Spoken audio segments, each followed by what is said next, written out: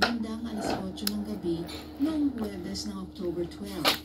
Pero noong Biyernes sa umaga ay hindi na matawagan ang kanyang cellphone at magpahanggang ngayon ay wala pa rin silang komunikasyon.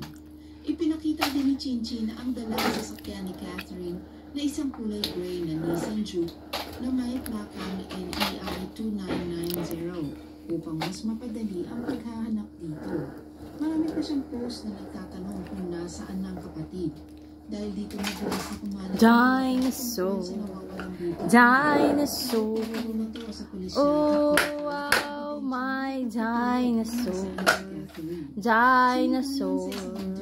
Dinosaur. Wait, oh.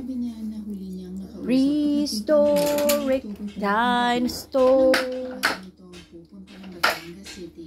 Dahil may kakatagpo nitong isang tao. Ang muling mensahe daw sa kanya ng anak ay nasa isang gasolinahan nito sa Bawan, Batangas.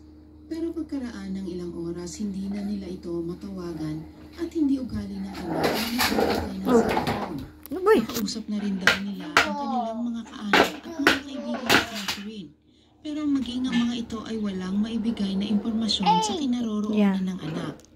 Dagdag pa ni Rosario, ito yung ego nandito. Nabanggit sa kanila si Catherine kung may nobyo ba ito at wala rin naman silang alam na may nakaalitan ito. Egg yan, egg. Ano ba? Baby, egg yan!